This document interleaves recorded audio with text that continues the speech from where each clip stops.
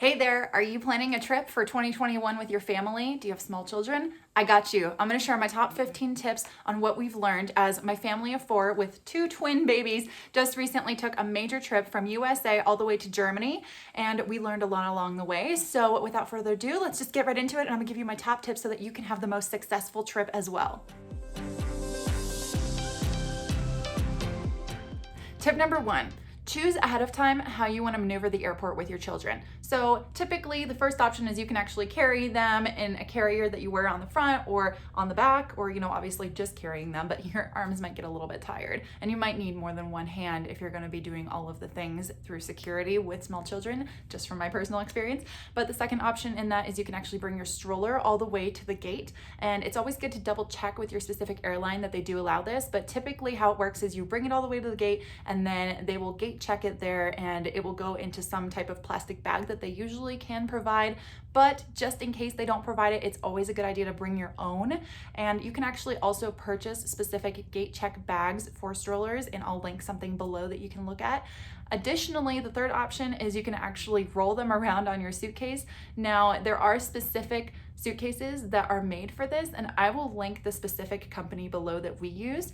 We absolutely loved this product, and we just wheeled them all around the airport on our bags. And like I said, these bags are specifically designed for this, so they do actually have back legs that keep it from falling over, so it's an extra safety feature for the babies. But they had a great time riding around, and it's just kind of something that I think we're going to incorporate from now on, as long as they can fit on our bags for a while, because it made it an extra adventure and it gave us an extra place to store things while being able to carry the bags on and not have to go through the gate check process with a stroller. We already had the stroller actually flying with us, and I will show you my packing video if you're curious about what type of stroller we brought for our twins and how we packed it for checking and everything like that.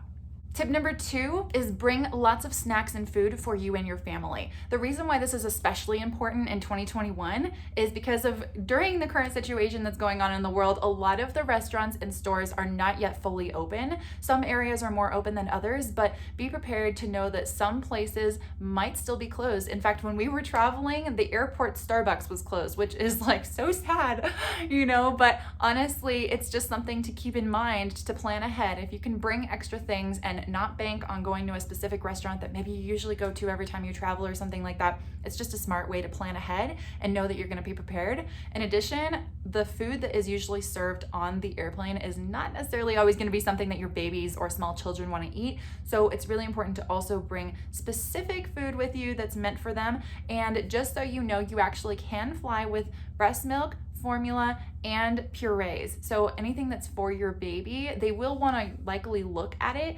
but you can actually bring that on board with you, and that is just such a blessing. Tip number 3 is for when you're taking off and landing. This is the time when you go up or you go down really quickly and your ears pop, and your baby or your small child does not know how to pop their own ears yet by yawning or doing any of the things that we like to do. So there's actually a couple really good ways that you can help them pop their ears so that they don't feel like they're in pain or anything from the change in pressure. And what you can do is have them suck on something, whether it's a pacifier, whether it's breastfeeding, whether it's giving them a bottle, whether it's just giving them something that they like to suck on. I mean, whatever. It could even be a water bottle with a straw, or it can be a pouch that they're eating. Now, it might be a little more difficult to give them something like a pouch to eat, because it's not really the ideal time to feed them something that could make a mess when you're taking off or landing. So that's why I recommend something more like a bottle, or like I said, breastfeeding is fine too if you're comfortable doing that in front of people. Honestly, I'm going to go into this later in one of my points, but don't worry about people judging. It's just do your mom thing. This is the most important thing. Keeping your babies healthy and fed along the way is major. But again, just having them stuck on something, even if it's something as simple as a pacifier, will help them with their ears popping. We did this, and our girls both had just a fine time. They did not complain. They did not cry at all during takeoff and landing. And we had multiple flights and multiple layovers, and they did a great job. Seatbelt signs above you will be switched off.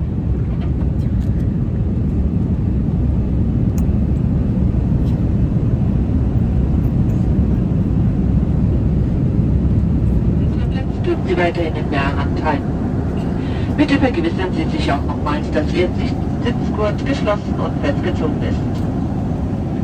Ladies and gentlemen. Tip number 4, if you're traveling with small infants or really any baby up to the size of an average 2-year-old, I'm going to show you what the bassinets look like and how they're set up. This is just something that's good to know about what they potentially could look like. This airline specifically was Lufthansa that we flew with, and this is how their bassinets worked. They just simply set them up in front of us and they put them against the wall and locked them against there. They were super sturdy. I was honestly impressed because I didn't know what to expect, but we wanted to have the bassinets for our babies.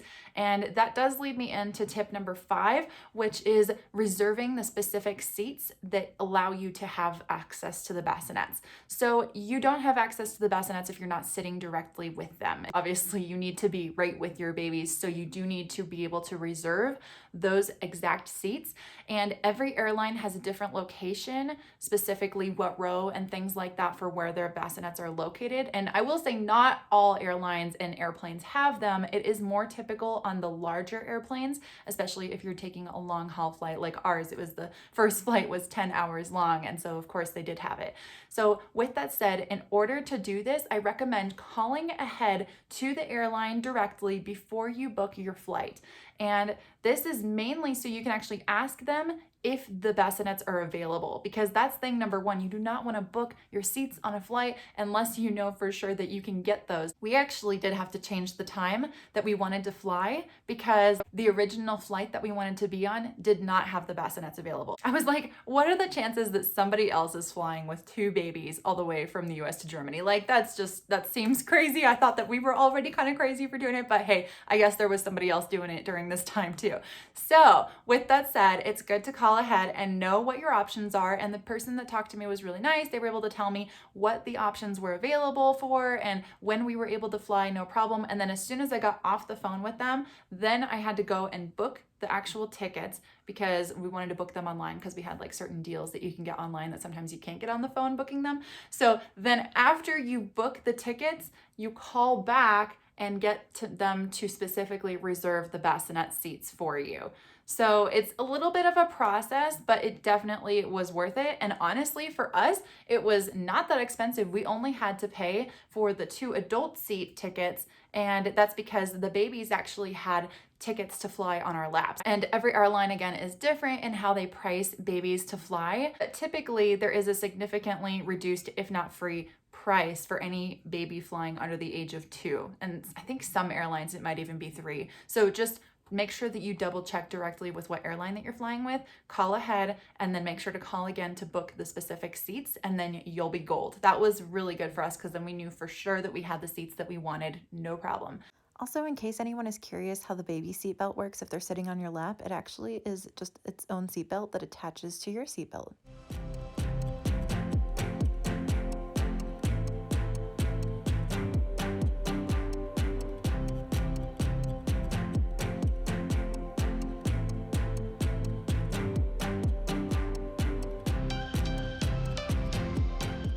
Tip number 6, if you're flying again during a long haul flight or any time that it's going to allow for the babies to sleep or for your small children to sleep, it's really important to pack things that are going to make them comfortable and help them to understand that it is time to go to sleep. So whether that be a process of putting them into their pajamas, putting them into their sleep sacks, those are the type of things that we brought with us, and it was so helpful. And I think it did just help put them in the mindset of, okay, this is the process of getting ready for bed, and this is the process of getting ready to go down. And it may not even be bedtime, it could just be a nap time that you're flying. And for our babies, we actually had them take a nap during the beginning of our flight, and then they got up and played for a while, and then we had them go down again for their nighttime bedtime because we actually had a flight that left around 2 p.m. So it was kind of an odd time to leave. And I will advise, if you can fly later on in the evening, especially again if it's like a long overnight type of flight, it's better to have it scheduled so that they can go down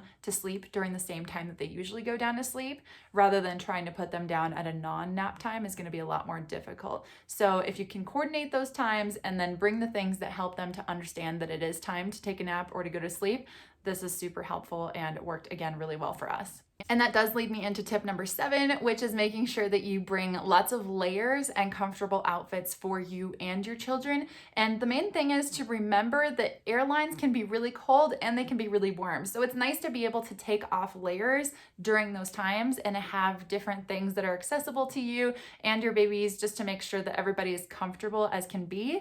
And additionally, children spill things, babies spill things. I had this like uncanny luck of getting milk spilled all over me within like the first 5 minutes of both of our long haul flights. And I was like, really?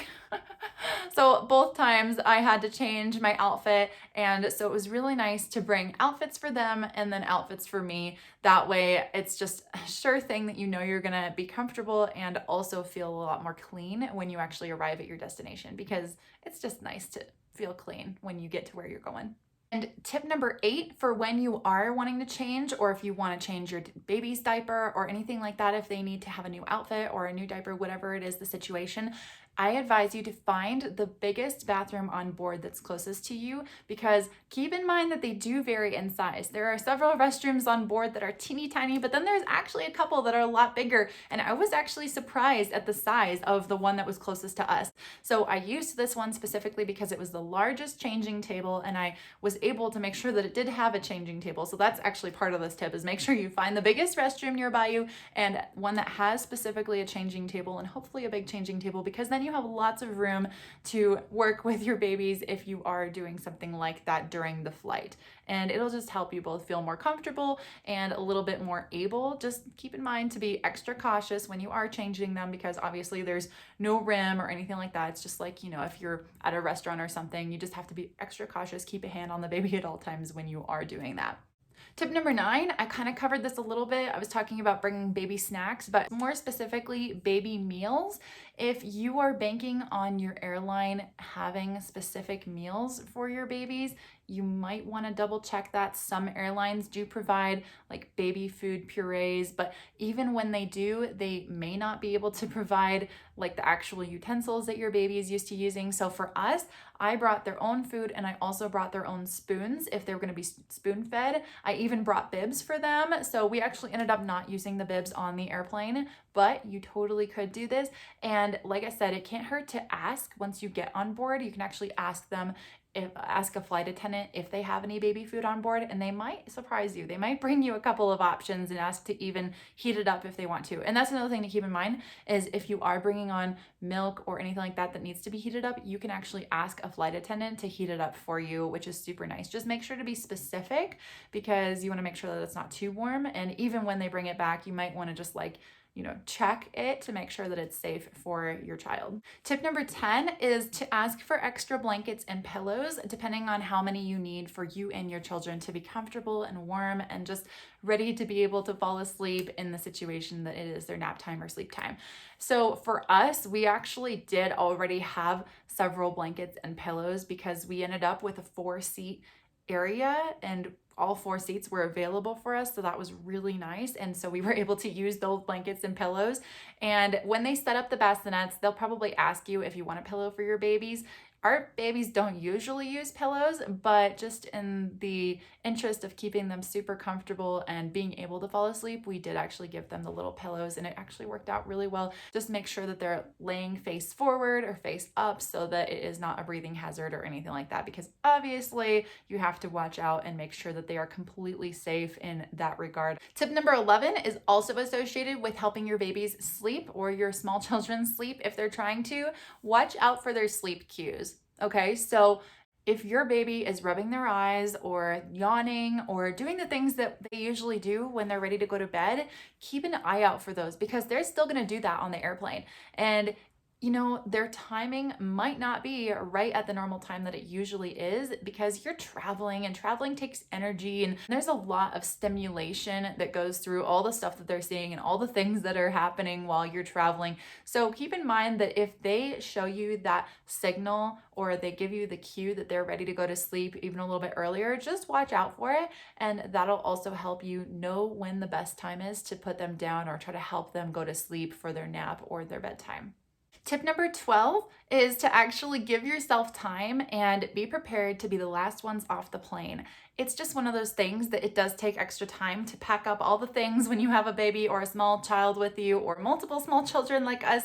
And it's just nicer if you can allow yourself to be the last one off the plane and not have a short layover or anything like that. So when you're planning ahead, make sure that you give yourself more than an hour for a layover. I would say an hour would be the absolute minimum. Just even if, I mean, it depends on what airport you're going through, but I mean, for us, we are super travelers. Like, we know exactly what we're doing. And honestly, we didn't expect there to be that many people traveling because of everything going on in the world, but we were shocked because there were a lot of people traveling. And it's really important to also keep in mind that a lot of airlines actually condense putting all of their people onto one flight. So maybe you booked a flight that had less people on it initially and it didn't have enough people because of what's going on in the world. They may have actually adjusted the flight times or changed the flight times to merge some of those people onto the same flight so that they're obviously maximizing their own profits. And with that said, a lot of people are flying and landing at the same time. So keep in mind that security lines might be long. And even if you're going on a layover, you might have to go through an additional security check. You never know what the actual requirements are for each airport and each airline. So it's really important to just be prepared, give yourself extra time, and just allow for the unknown to occur. And this will also make you feel less stressed and make your babies and children feel less stressed as well, because it all sinks in and it all makes an impact. So just go with the flow, give yourself extra time. It's totally worth it. And with that said, I will say you are actually able to usually be the first ones on the airplane. They usually make a special announcement for families with small children to be able to get on first to kind of get settled in. And honestly, I would say do take advantage of that because one, this guarantees that you're going to have space to actually put your carry-on overhead and things like that. It also guarantees that you're going to have enough time to kind of get your kids settled in without all the people like going by you and everything. And by the time that you're seated and your kids are settled in and you can give them a snack or something, whatever it is, then they're in the zone and they're kind of just taking it all in and they're going to be totally chill while everybody else is still getting on the airplane. Now, I know some people don't want to use that extra time because they want to maximize their time off of the airplane, which I get too. But like I said, it's totally just up to you if you want to use that extra time to kind of get comfortable and just get used to the area and kind of introduce your kids to the surroundings, especially if it's their first time flying. It's a nice way to get on with no pressure versus getting on last. And even though you had a few extra minutes to be off the airplane, you might not have space for your bags or something. And a lot of times, especially if you're flying with small children, again, you need to have the overhead space because you might need to have access to some of those things. I mean, we put a lot of our snacks and toys and things for the babies in our overhead and we just kind of rotated. So we gave them the toys that we had accessible and we had them play with those for a couple hours, and then when they got bored, we rotated them out for something that was overhead. So that was nice, and we were able to bring a few more things without having to have them all in the diaper bag right next to us. The other thing to keep in mind is that if you do book those bassinet seats, you're likely in an area that could be an emergency exit row, and if you're in one of those rows, you're not allowed to actually have your bag by your feet or underneath your seat just during takeoff. You're allowed to have it during the rest of the time, but it's takeoff and landing that you have to put that bag above in the overhead compartment as well. So just keep in mind that you need to be able to have all the things ready to go before takeoff. And so again, that extra few minutes in the beginning to get settled in and to get comfortable and familiar with your space, and also to go check out what the biggest bathroom is just a nice time to be able to have that and get ready for the flight. Say hi? Say hello? Yeah. You ready for a big flight? Yeah? You'll have to sit on our laps once we get moving, but we're just hanging out here until we start moving. Tip number 13. This is actually more specific to smaller airplanes and shorter flights. So if you're not going to be booking the bassinet seats and you're just going to be booking a normal seat and having your baby sit on your lap or your small child sit on your lap, depending if they're a little bit bigger but still under the age of 2, keep in mind that only 4 people, including infants, are allowed to seat in a 3-seat area. So what I mean is in the 3-seat row, there are usually only 4 oxygen masks provided. Maybe it's specifically so that a baby can fly on your lap in a full flight. But we learned this because obviously my husband and I and our twins, we have 2 babies, and one of our smaller flights was completely booked. Every single seat was taken. And so with that said, we were not allowed to fly sitting next to each other because that would have made for 3 adults and 2 babies. And that's 5 people, and there's only 4 masks, right? So you do the math, it obviously doesn't work. So that's why he actually had to sit behind me. And that way it made it so that each row of those 3 seats, when it was fully packed, had 3 adults and 1 baby, being that it was 4 masks for 4 people in case something would happen. So that's also something just to keep in mind if you're on a smaller flight and you have more than 2 children that might be sitting on your lap. Now, if you book their own seat for them, then that's totally different. Then obviously they have their own seat, and so there's only going to be that many people. But let's say that you have 3 kids and you want 1 to have their own seat and you have 2 that are going to fly sitting on your lap. You will not all be able to sit within the 3-seat row. So just something to keep in mind when you're booking your seats and when you're trying to figure out why you can't book a certain row. That's likely why. And I think every airline's different, but again, this is specifically what we learned with Lufthansa and also United. And that leads me to tip number 14, which is if you are in this situation, I would recommend booking a window seat. Now, there are pros and cons to having a window seat or an aisle seat. I mean, it's kind of personal preference, but I will say from our experience, both my husband and I were seated directly in front of each other on all of our small flights, and we were able to both have window seats. This was really nice because our babies were able to look out the window and kind of just be okay with seeing that something's going on and kind of get distracted and kind of just help them go with the flow. And then if we would have been in the aisle, the pro of being in the aisle is it's a lot easier to get up and go change a diaper if you need to. So it really depends. Like our short flight was only about an hour and a half, so that made it really easy to not have to change their diaper unless there was like an emergency situation where they had a blowout or something like that. But one advice that I would give you is try to change their diaper right before you get on board, and this will also help so that they don't need to have that during that time, and you can just keep in your own space. Having the window seat also, I think, just gives you a little bit more comfort and feeling like you have more space for yourself because you can kind of lean on it and things like that, versus if you're in the aisle, you have to worry more about like people walking by and your leg being in the way, or whatever the situation, your baby might reach out or something, it's kind of a safety hazard there. So you got to be like a little bit more careful there.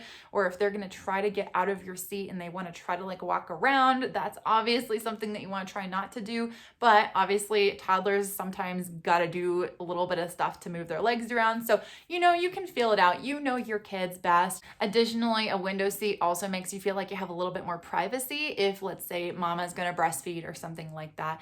Obviously, it's easy to do because you have a cover or something like that that's easier, or a blanket, whatever have you. But keep in mind that, again, it's just one of those things that it makes you feel a little bit more comfortable. And that leads me into tip number 15, which I will say is do not worry too much about what people think.